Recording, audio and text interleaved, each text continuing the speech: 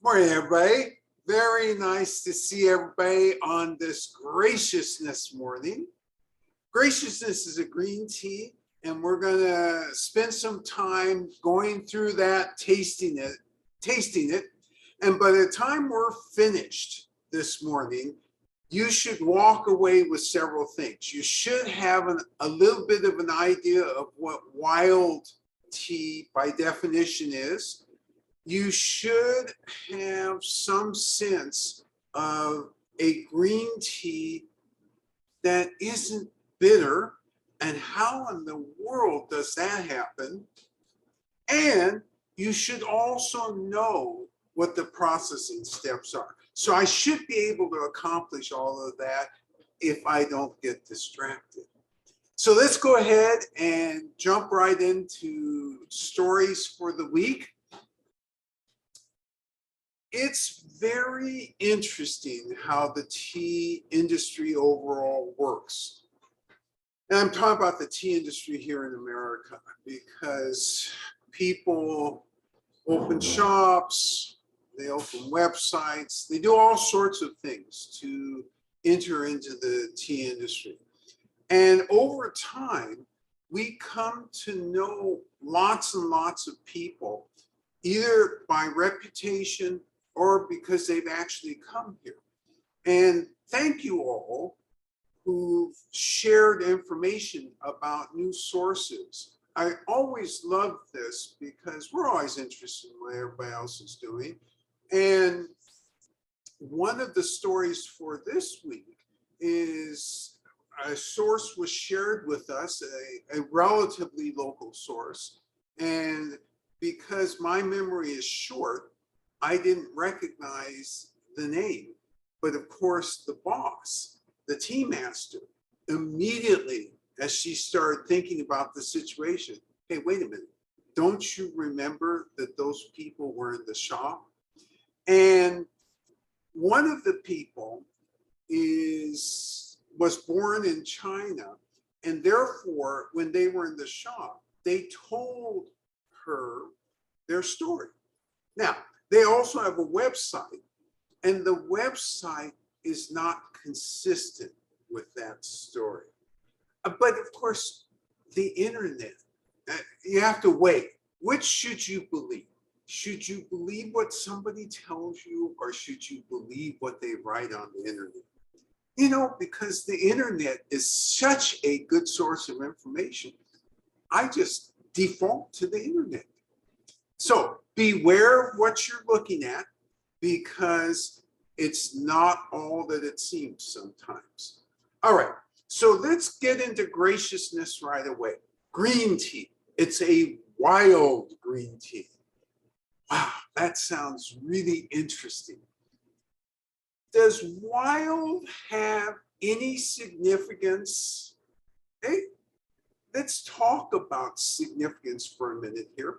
So if you use ancient tree, there's significance with that, right? Because in most places in Yunnan, they define it as 1,000 years old. In other places, it's 800, 700 years old. So there's defined significance for that. What about wild? So you have to be careful of the term wild. Wild has several different definitions. One is what you would imagine, a cultivar through nature that is not been developed by man and not actually cultivated, but just simply goes wild. Then you have the forgotten fields. So the forgotten fields are those fields that in some time within history were planted and then forgotten about. And there can be a lot of reasons that fields are forgotten. The most common reason is an economic reason, either war or pestilence or famine. People had to move, but the tea didn't move and nobody came back. And then it was rediscovered sometimes hundreds of years later, and it's wild. So that's one other avenue of wild.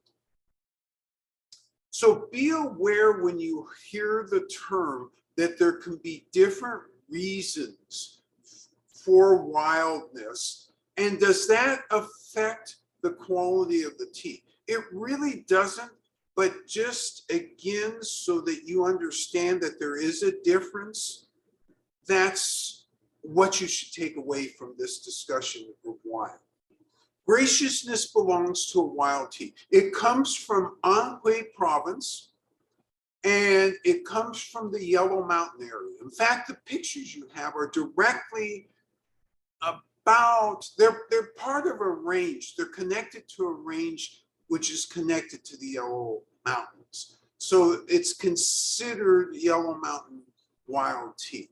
And in this particular case, we don't know for sure whether this is a wild cultivar or lost tea.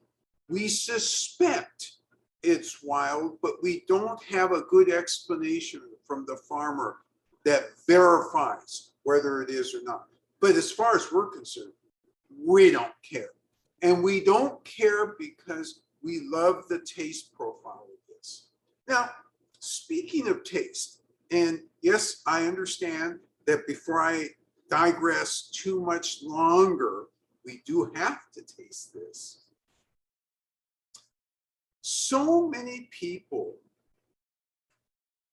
in the past have the assumption, and in fact still currently today, that all green tea tastes bitter.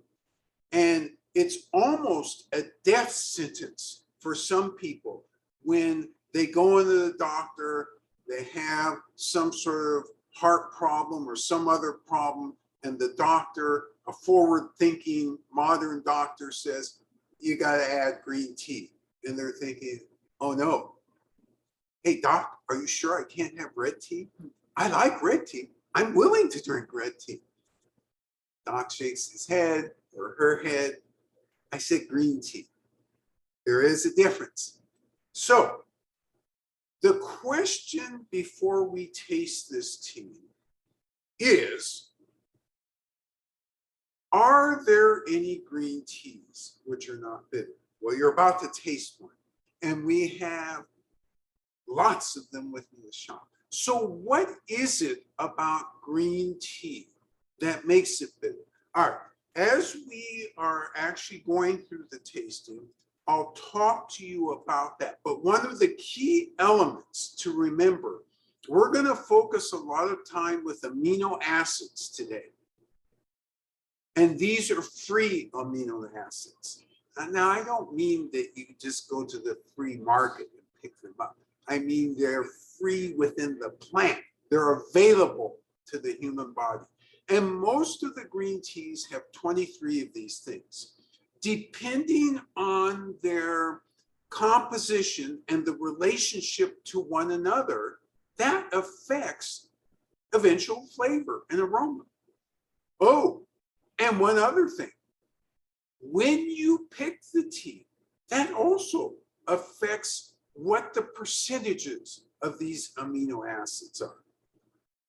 Now, in that 23, by the way, there is one that tricks people sometimes, and it's called L-theanine. Now, you've heard me so many times speak about it that none of you are startled or tricked to hear this, because you know it's a plant protein, and you're not going to roll out your ribeye or your prime rib and get any L-theanine. That only occurs, as far as we know, in 3 plants, and tea is the most prominent of those 3 plants. And that, by the way, from a flavor and, well, let's start with flavor. From a flavor perspective, is predominantly a producer of sweet umaminess. So, and we'll come back and talk in more detail, but let's go ahead and get started. Let me ask the tea master to come forward and demonstrate for you the graciousness, and then have you go ahead and do it after the demonstration. So it is my great pleasure to bring the energetic tea master to the fore. Thank you. I can't even read. Okay. So green tea, So green tea, this is from the Anhui, So Anhui, So sim tea by I call 茶叶蛋. Okay. So 这是我的位置. This is my position. Okay. I do. So this is her tableau. That's what she said in Chinese there. This is her tableau. And you notice it's 2 cups, and then she has another cup that she's going to use to pour the water or get the water and then pour it into the cups. Strainer and a tea toy.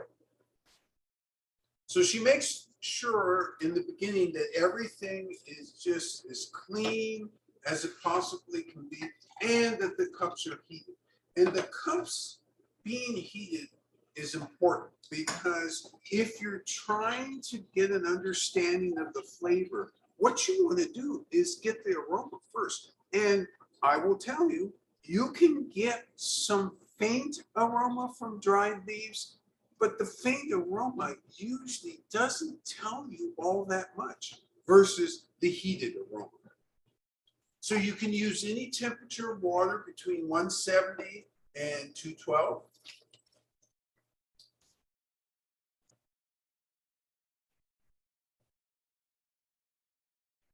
I use the 175度的水，那我要先让它冷却。 Okay, so she's using 175-degree water to heat the cups, and then she is, in quotes, structuring the water. Remember, this is a term that I use, and really the structuring of the water is dissipating the steam. It's bringing it down to another temperature, a cooler temperature. Why? Because green tea, especially fine green tea, if you're going to air in temperature, air lower, because it will be a brighter flavor, a brighter aroma if you air on the lower side versus the higher side. Not in a hurry.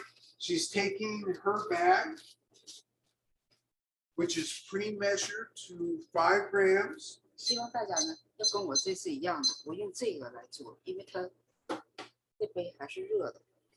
And so she's going to use the cup that where she had the hot water, or the 175-degree, which is cooling, where that was sitting in. She puts the leaves in and then shakes them.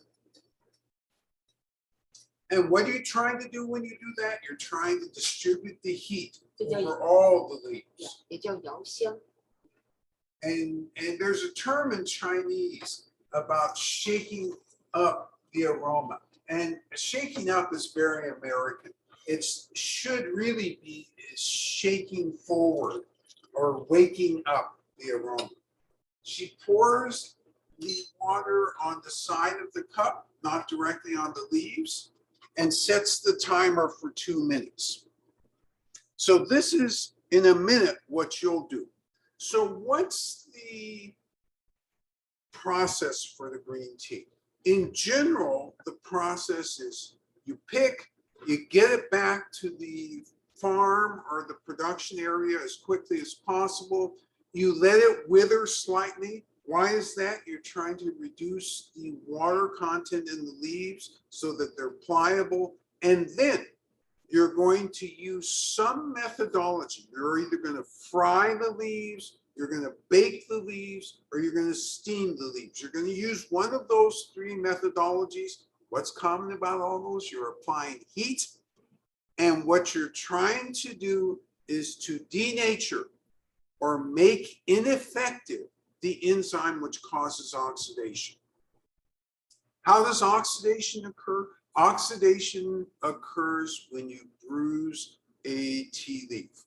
When you break any surface of a vegetable or a fruit, you expose it to the air, and the air has oxygen. It interacts with the compounds within whatever you're exposing it to, and that's oxidation. You don't want oxidation with green tea. Obviously, there will be small amounts of oxidation anyway, right? Because when you pick the leaves, if you press them too hard, you'll create that. But you're trying to, as quickly as possible, bring that to a halt. So you usually fry at about 300 degrees, or you bake somewhere between 250 and 300, or you steam. Japanese tend to steam. The Chinese predominantly fry, but they also bake. So Premier's Choice would be an example of both frying and baking. This one is fried, by the way. Graciousness is fried.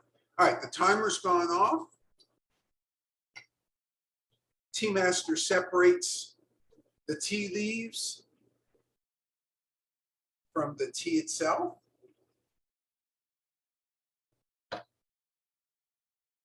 Not in a hurry, just deliver. And so you're going to look at several things here. You're going to do several things. The first is you're going to look at the color of this tea. Look at this thing, just beautiful. And from my perspective, it looks predominantly green with a touch of slight yellow. So the second thing you're going to do is smell the leaves. Let's see what we're dealing with this one. Remember, this is done at 170 plus degrees, and therefore, sticking your nose carefully in here, you can start to appreciate what the aroma of this is. Then we enter the quality arena. What is the quality arena? It's the basic elements of any tea to tell you whether you want to actually drink this tea. So it has to do with things like judgment of effect on the mouth, judgment of effect on the tongue, a sense of the weight of the tea, a sense of the aftertaste of what the tea is, and then one of my favorite categories, but the one that sometimes is very confusing because you hear all sorts of chatter about this particular category, and you hear all sorts of names. What's the energetics? How do you feel after drinking the tea? And I'm not talking about something mysterious here. I'm talking about the physicality of what effect the tea has on you. All right, so these are the elements in the quality arena. We're going to start off by taking a sip. And remembering it's 170 degree sip, so we can take a larger sip, coat the tongue, and really get a sense of this.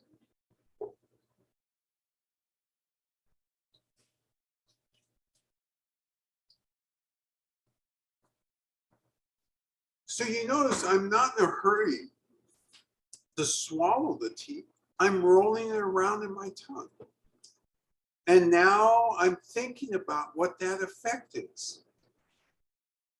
And one of the things is, and please take good notes this week because we have another fabulous green next week and we'll have something to compare it against. So I'm thinking about this. I'm going to take a second. Taste.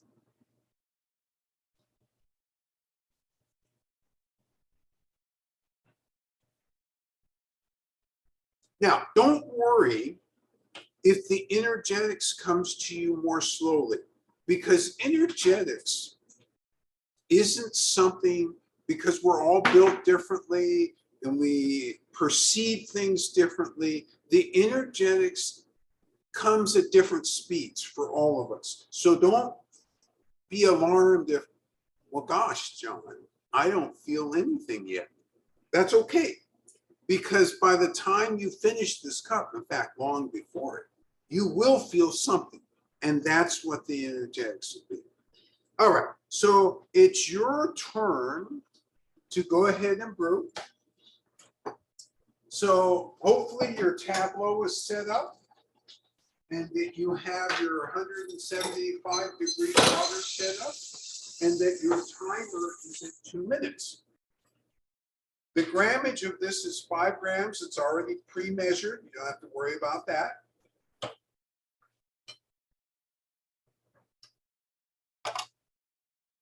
And this isn't something you do in a hurry.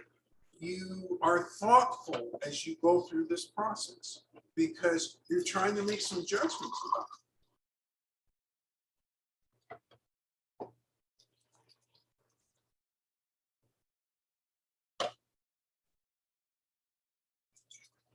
Tea master is structuring the water, cooling it down, in essence, dissipating the steam. And you have baggie number 1, which should say graciousness on it. So take that, take the water from the cup that's full of it, and then put the graciousness in.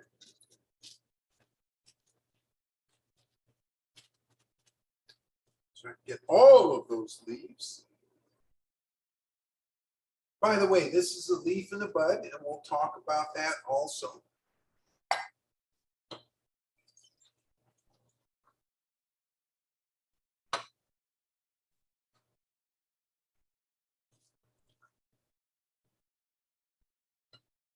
And then you add your water.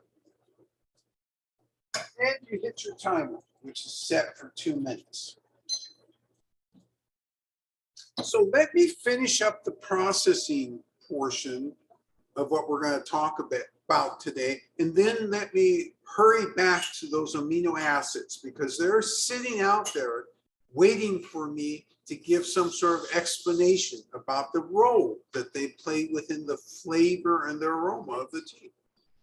So after you apply heat in any of the ways that you're going to apply heat as a farmer, and you denatured the enzyme for oxidation. And by the way, in that very famous arena where everything that you read is true, frequently they use the term fermentation. That really isn't technically the right term. The technically correct term is oxidation. So trying to have this as the least amount oxidized. After you're finished, then you roll if you're going to roll. Sometimes you'll roll while you're denaturing. So Dragon Well is an example of this. This is a post denaturing roll, and that's denaturing the oxidation enzyme. After that, you then apply a final drying heat, and that's basically the process of how you do green tea. Now, there's lots of smaller processes that can occur, finer processes that can occur, but this is the basic structure that all green tea exists in. So what about these amino acids? Does it matter? I mean, a piece of meat is a piece of meat, right? And you have amino acids at the beginning. That's when the piece of meat is alive. You have amino acids after the piece of meat is no longer alive, right? And they're all about the same, right? Seems to me it should be about the same for tea. In a minute, we'll see why that's not true. All right, so you have gone ahead, the timer went off, and you separated the tea liquor from the tea, and you're evaluating the color, and it should be looking something like this. And now we're going to go through the quality arena. So you're going to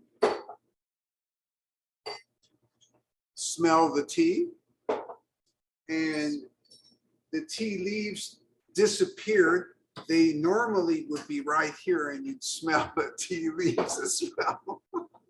Oh, Oh, here they come. Okay. These tea leaves are very active. That's the other thing about wild tea. Wild tea, and you know, this is why we have to tell you when you buy, you have to know, is this wild or is it domesticated? Because tea leaves walk if it's wild. So you do an initial judgment, and now you're going to do the 175-degree taste. The wet leaves have an aroma of sweet umami and hay. So this commentator starts off, wet leaves, sweet umami, and hay. Love that comment. And what I'm going to tell you is two things. Even though we haven't really started to discuss the amino acids, one of the key amino acids is dominant here. That's L-theanine. That's why you smell the sweet umami and the hay, by the way. The other two amino acids that have a contribution to the sweetness and the umaminess, less than the L-theanine because their quantity is so much less, is aspartic amino acid and glutamic amino acid. Both of those are, so it's three of them that are really controlling that umami sweetness. Yes. The dry leaves smell bright, sweet, and malty. And then the wet leaves have this familiar, fresh green tea smell, and its taste is smooth and viscous. So this commentator takes us from the dry leaves to the wet leaves to the taste. So the let's start with the taste. Thick and viscous and smooth. Smooth, thick, and viscous. The wet leaves have a greenness to them and a freshness and a hugeness to them. The dry leaves have a little bit of a maltiness and Sweetness and brightness. Sweetness and brightness. So this commentator took us through all three steps of thinking about what this is presenting. And these are all good comments. And again, it's this balance. But this balance of amino acids, I ask you this. Do the amino acids stay in balance all the time? And the answer is no. By time picked, there's a difference. So the L-theanine is predominant from about March 25th all the way up to, but starting to decrease after April 6th. So the March 25th through about April 6th, you have a predominance of the L-theanine. As you get to April 20th, it's a continual fall off. So this tells you why you purchase tea from the early times. Tea from the early times has more of that L-theanine. And if that's what you're interested in terms of a resulting flavor and texture of tea, then you pay the extra dollars for the early pick. If you're not interested in that, if you like when the doc says, well, okay, you got to start having green tea, and you like bitter and tannic, then you get post April 20th green tea and you live with that. Yes. The tea liquor scent is round and it does not present a strong hay or grassy scent. It's very welcoming. The tea liquor scent is round, does not present a strong, which flavor? A strong hay, Hay grassy or scent. grassiness, yes. So love this comment because that's how I describe this tea, as round.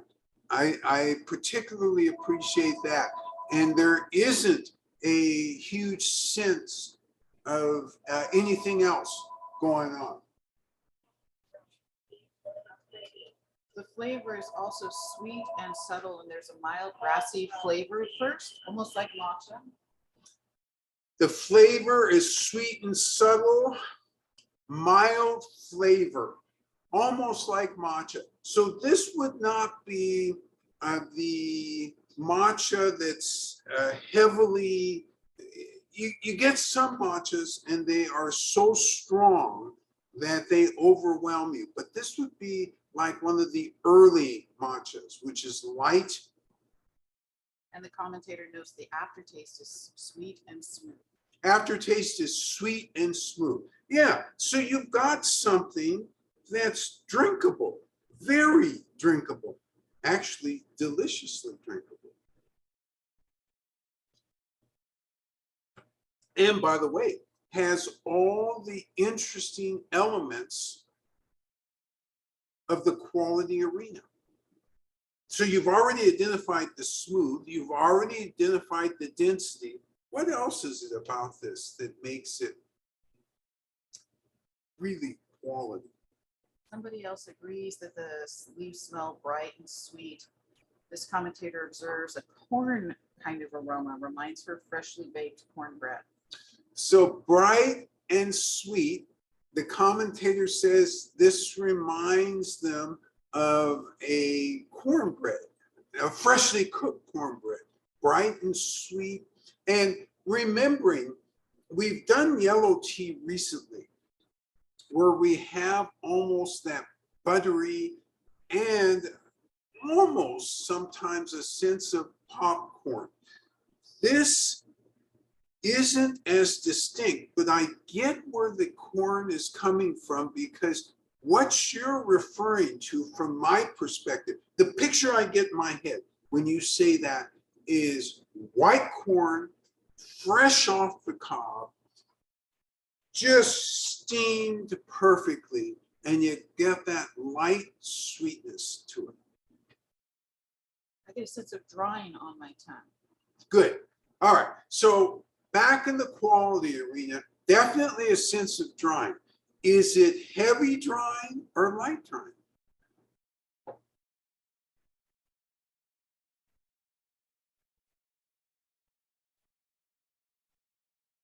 While the commentator considers, let me add a couple other comments.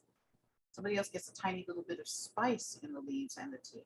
Okay, so there's a hint of spice to another commentator, and I don't sense spice as much, but I think I do understand this comment, because there is a little something else going on. I can't envision which spice it would be. I do get a sense of something else going after you get through the sweetness, because initially the brightness and the sweetness and the roundness, that all is predominant, but there is a little something else going on. Yeah. Someone else gets a light viscosity, but with a whole mouth drying after. Okay, so a whole mouth drying with light viscosity. So let's talk a little bit about the drying element here. I like how this commentator put it, a whole mouth drying. The thing that I would add to this from my perspective, and remembering we're all genetically built differently, so my perspective isn't the one that everybody's necessarily going to have.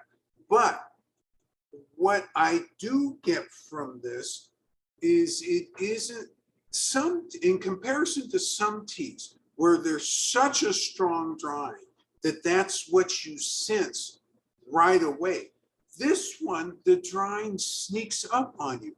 It does cover the whole mouth, but not from the first sip.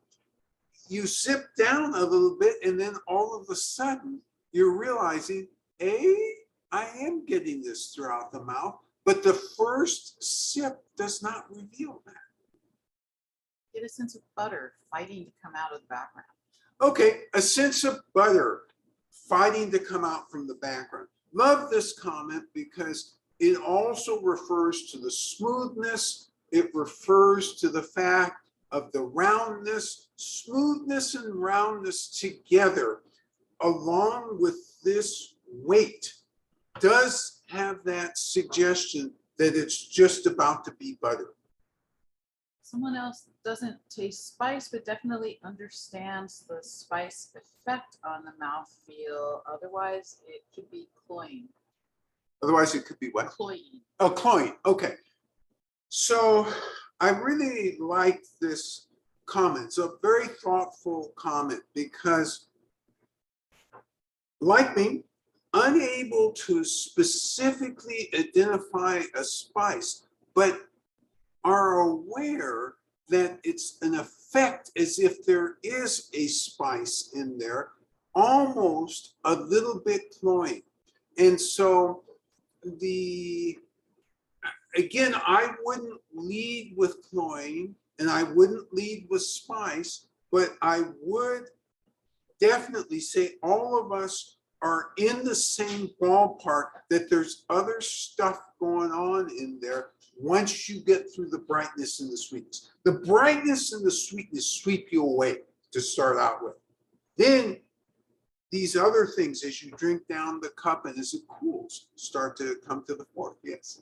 The energetics build more slowly than other green tea, yet it is wonderful, strong, and whole body activation, where often greens just light up my head and my thoughts.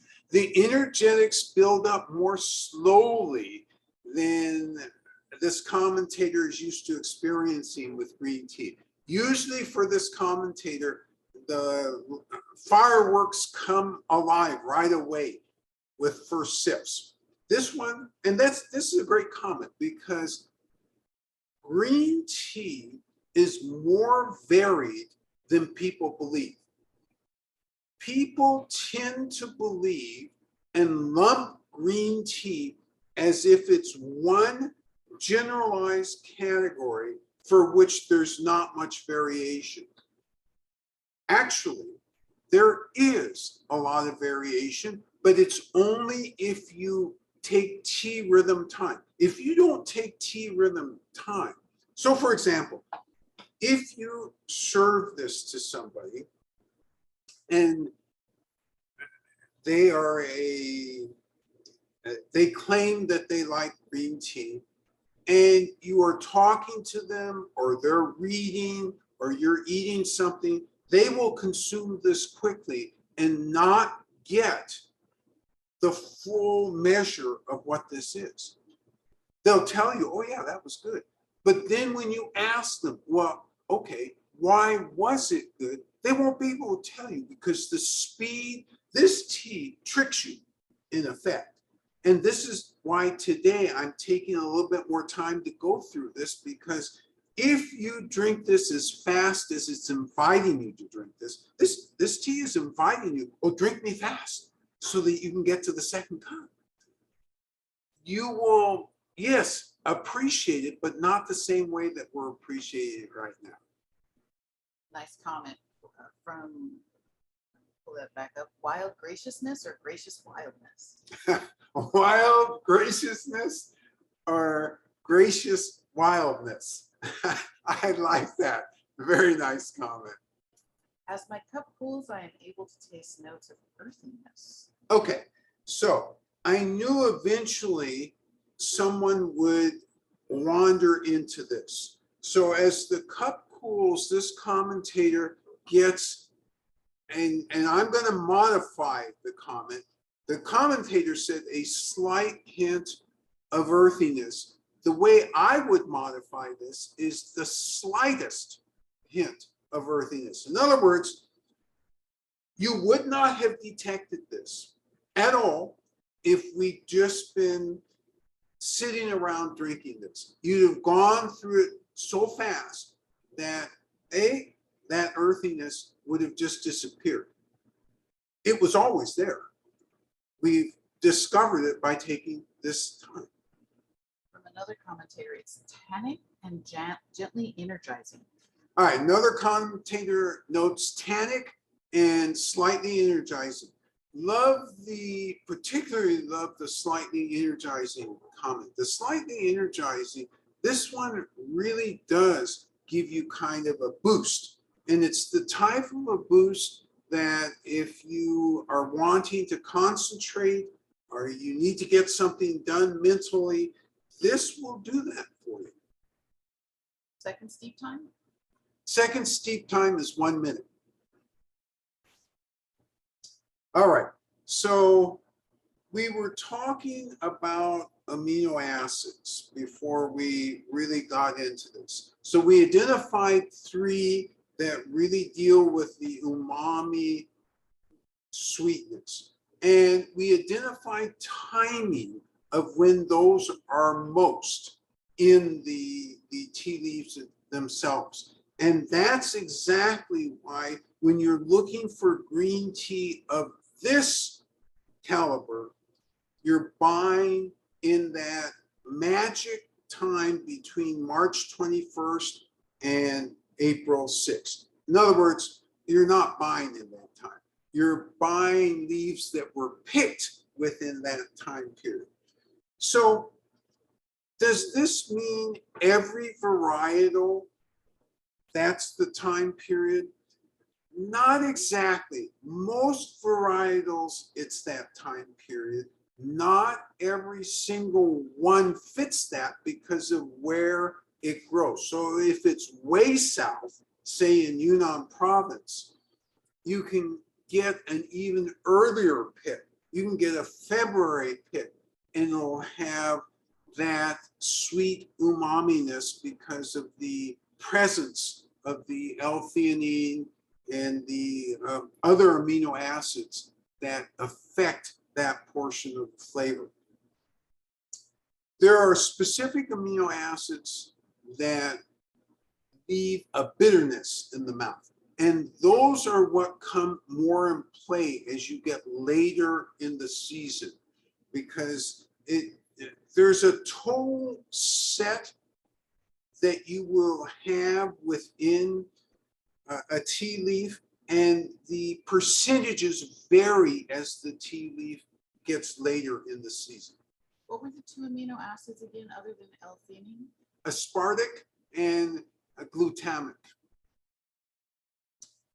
And then there's a third set, and I could have, and it would have been a lot of fun if I, rolled off my tongue the 8 bitter, and then there's 8 bitter or sweeter. Of the sweeters, the only one to really remember is proline, P-R-O-L-I-N-E. That one seems to have a particularly heavy effect on sweetness. So more is better if you like sweet. And again, this all has to do when it's picked. So that's the role of amino acids. That's a rough discussion of the role of amino acids. We could get down into the weeds, but I try not to do that. I also, since we have time, oh good, we really do have time, I want to tell you some of the latest research on green tea and gut health, because there's a surprising amount of interesting research now coming out of China related to the gut biota and green tea. And it appears that green tea, that may really be how green tea is affecting the overall immunity, because remember, scientists in the West are beginning to come to a conclusion that the gut biome really influences the immunity. And green tea interaction with the gut biome seems to produce a lot of interesting reactions that seem, especially with the catechins, that seem to improve the good bacteria and suppress the bad bacteria, which can exist in one's gut. So that is also a lot of the research that's going on, again, particularly out of China. There are a few Westerners who are researching this as well, because I think they're now beginning to understand that, particularly with the catechins, that this plays a role in what sorts of bacteria can exist in abundance and what sort of bacteria will not exist in abundance because of the influence of the catechins. Yes. Another energetics commentator feels a sense of focus with this tea now. In particular, he's ready to do some math. So this commentator, I have a feeling I know which commentator it is feeling in terms of the energetics very focused, and so focused that they are thinking it's time to do math. And so actually, this is great for those of you who have kids. You know, if your kids are having trouble with math, maybe a little hint, a little touch of green tea can, especially graciousness, can put them where they need to be. So in all seriousness, let's talk about this in relationship to that comment, because this is actually very important. The implication that I just made, I should be more specific, because this is an early pick, and therefore the elements within it may give you more of that energetics than another varietal from another area that, say, doesn't have the same pick time. Say it's slightly later. And actually, slightly later can make a significant difference. Yes. Caffeine levels are higher in green tea. So this is a question designed to see whether I am alert and energetic and whether my math skills are okay. So the question says, how about the caffeine levels in this? Are they high or are they low? So the caffeine level in this, let me put it in a continuum, and then you'll get the real answer. So remembering that white tea per cup is between 70 to 80 milligrams. And now I have to give you more context. So when I say white tea, I'm talking about spring pick. I'm talking about pre-April 6th. That caffeine level is between 70 and 80. For green tea, again in this same period, the caffeine level is usually around 50 to 65. So remembering that as you pick at different times in the season, that will affect the caffeine level. What else affects the caffeine level? If you are making a blend, that affects the caffeine level. If it's a different set of varietals and the terroir is vastly different, that can affect the caffeine level. If you are an outstanding processor versus a bad processor, that can affect the caffeine level. And by the way, the processor who does this is a fabulous processor. Yes. In light of differing processes used in China and Japan, or different process by within either country, do Japanese and Chinese green teas yield the same results vis-a-vis amino acids? Do Japanese and Chinese green teas yield different results or the same results vis-a-vis amino acids? The answer has to be no. And the reason it's no is because the Japanese teas, particularly the shaded ones, I have forgotten whether they're higher or lower in caffeine, but amino acids. I believe they are higher. And I know for sure that when you are growing tea in a colder climate, and by the way, this is grown in a colder climate, you have more amino acids. That relationship I 100% remember and am on the money with. I'm pretty sure that the shaded Japanese teas also have more amino acids. And processing impact, frying versus steaming? So the questioner asked frying versus steaming on amino acids. And the answer is, I don't know. I have to go, and by next week, I'll have an answer for you, because I understand the impact in terms of Chinese teas, but since typically Chinese teas are not steamed, they're either fried or baked, I haven't really looked closely at the Japanese teas, and I'll take a look this week, and then I'll let you know next week what the effect or the difference, if any, is. All right, so we've gotten a chance to go through some of the key elements I wanted to talk about today with the green tea. The main thing that I want you to walk away with is a definition of wild. I also want you to understand that the amino acids have a distinct effect, and the distinct effect is led by and driven through what the pick is. Is it a pick? Is it a bud and a leaf? Is it a bud and 2 leaves? Is it a bud and 3 leaves? All of that will make a difference. What the varietal and the terroir is makes a difference. I'm going to throw in another element that I hadn't mentioned before, whether it's grown on the north side of the mountain or the east side of the mountain. All of these make differences. At some point, though, the differences are too fine for normal consumers to pay much attention to. Why should you pay attention to that?